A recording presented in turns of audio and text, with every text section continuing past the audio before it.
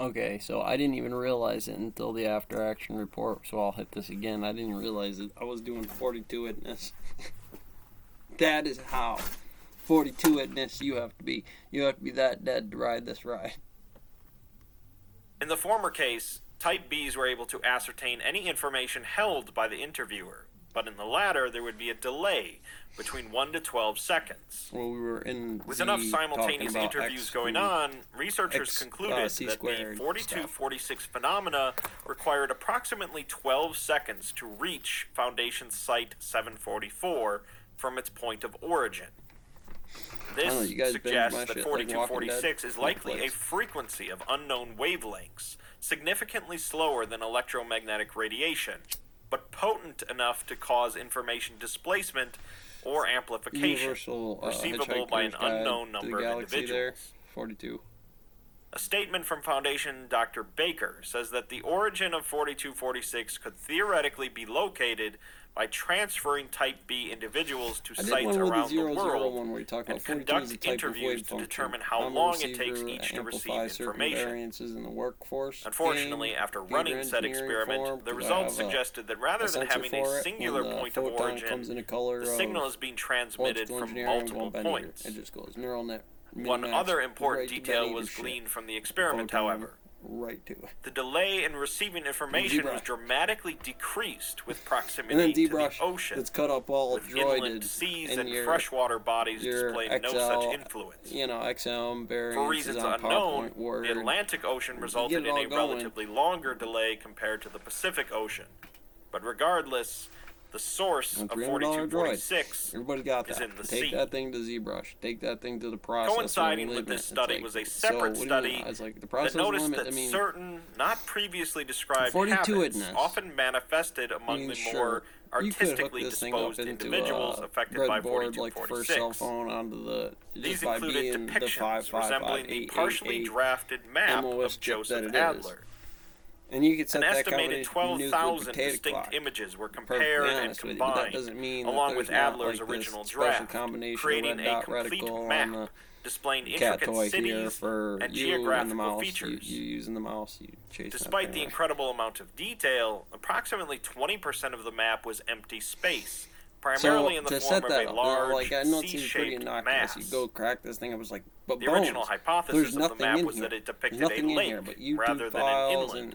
But in 1956, when the Foundation began to accept plate tectonic theory, researchers came to the realization that all previous interpretations of the map were wrong. All 7 STEM problems. The image's empty space actually depicted the supercontinent of Pangaea, which had existed during the late Paleozoic and early Mesozoic eras. The detailed portion of the map, complete with all the markings of civilization, actually depicted the ocean floor. And how much of it you can go, like how far. Foundation researcher Dr. Gartner put out a statement saying that at first, they didn't know what to think of the complete map, as it may as well have been some intangible dreamscape born of the collective subconscious of 4246 affected individuals.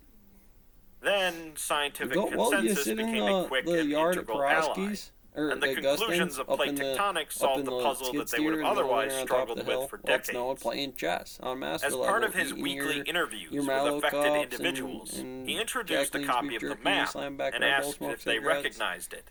Their reactions ranged from suffocating dread to excitement bordering on euphoria, as this is the world that haunts their dreams. At least for a little while on the contract. The only question then is why? People don't say anything, because the Adler map was subsequently divided into tectonic plates and rearranged to match the current placement of the continents.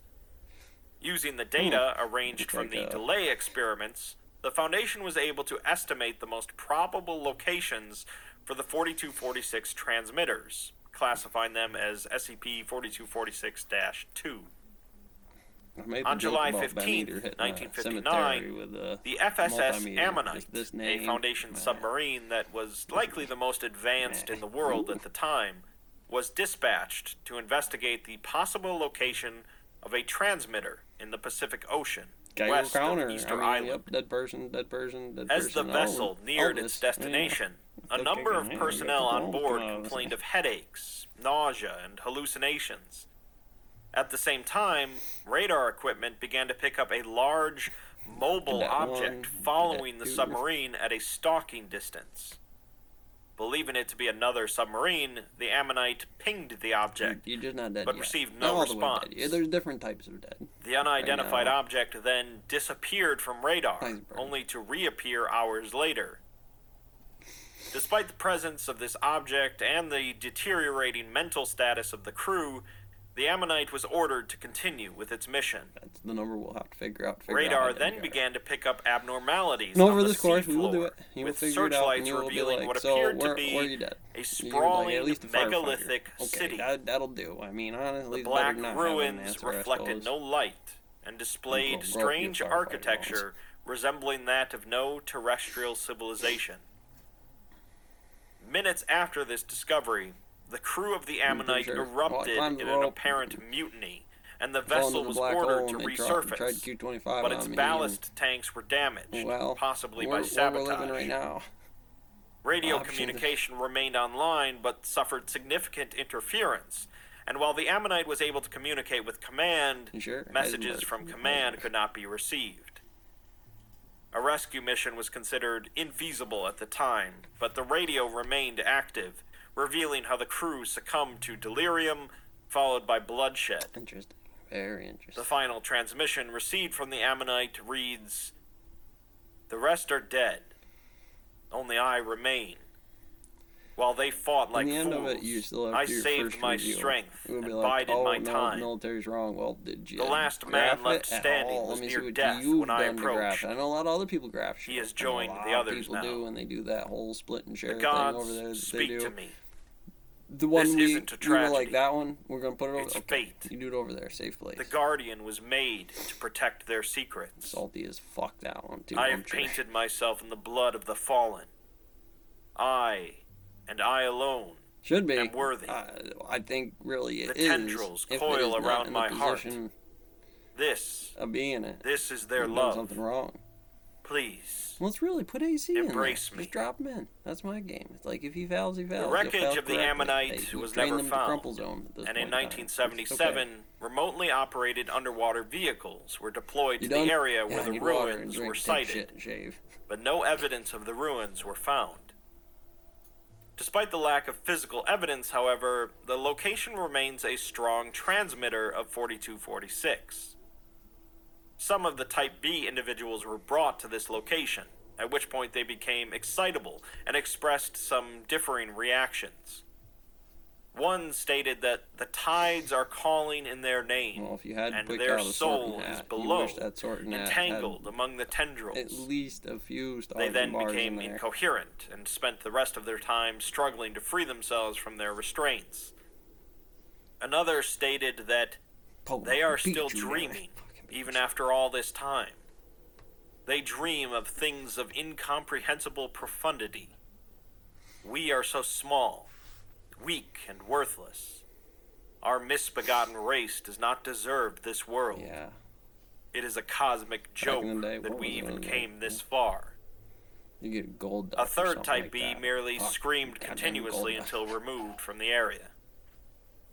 All of the Type Bs and Foundation personnel displayed shared life memories following their removal from the area, and were given amnestics to minimize the effect.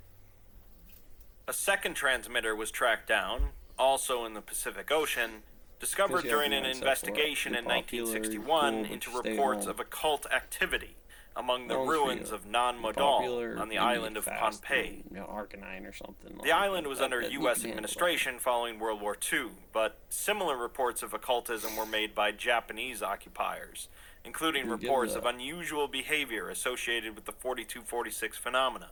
Your brain guy. Locals directed Foundation operatives to the ruins, claiming that they had been overrun by the Drowned, a cult worshipping the so-called old gods. The Foundation confronted the cult at Non-Modal, who were found to be non-hostile and at least somewhat cooperative. The majority were natives of the island, but some were American and Japanese nationals. Though generally peaceful, the community did routinely practice human sacrifice, with those selected for sacrifice It's a appearing bold to be number more for than eagle, willing to lion, die bull, for their faith. Masquerade stuff. Eventually, that's Foundation what I operatives were realized. allowed to observe the Am I in the ritual, books? in Eagle. which the Am cultists I traveled by canoe to their chosen place Am of I a sacrifice, Masquerade, which is all has those since things? been Yes. identified as a 4246 What am I? transmitter. The offering, a young woman, appeared joyous as others tied heavy stones to her limbs, while the group chanted and anointed her in oil before consigning They her have to the lots of them sea. over there. It's like the bull and bear market. The That's drowned why you did see not it. perceive their Why you see the actions as salty and lethal, sharps types, but the rather good cop, believed bad that they cop, had both merely interrogators. facilitated her rebirth, It's natural. or some manner of metamorphosis. They weren't playing it, they were just asking questions. They It seemed insisted that she relative. would live on for eternity among the gods and their coral Alternate palaces. Dynamics, yeah. Much like the first transmitter, the Foundation found no physical evidence here, although both the drowned and Type B individuals claimed that there were cities on the seafloor.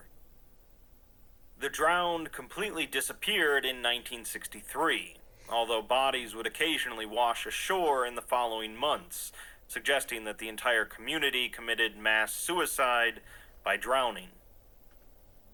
Some of the Type B individuals brought along provided some meaningful statements while in the area. One stated that what the Foundation seeks is here, but anchored elsewhere. Don't let reality deceive them. The hungry earth devours, but the firstborn will never truly die. They exist outside of the cycle. He then asks Dr. Gartner if he's had that dream again, and begins to discuss some highly sensitive information which has since been expunged. Another Type B stated that the sunken city awaits, and that all is black where there once was light. They are the gods that were and shall be again. I'm good. Soon everyone will see. There's one of them. There it is. A third transmitter was located in the Arctic Ocean, with the Foundation originally encountering evidence of it as far back as 1918, following reports of an abandoned village containing occult paraphernalia on an isle in the Faroe Islands. Foundation agents discovered that the missing inhabitants were all members of the Church of St. Jonah, a cult outwardly presenting itself as a Protestant Christian sect. Well, seriously, I gotta know what size boot you're Among the recovered non-anomalous artifacts was a 54-kilogram stone statue depicting a vaguely anthropoid entity with the exaggerated torso of an obese and or pregnant human female, the head of an anglerfish, the protruding spines of an echinoderm, and appendages resembling serpents or tentacles. You gonna go tell sharps like a fucking square? A journal belonging to the apparent founder and leader of the cult was discovered within the abandoned chapel, and were provided with a number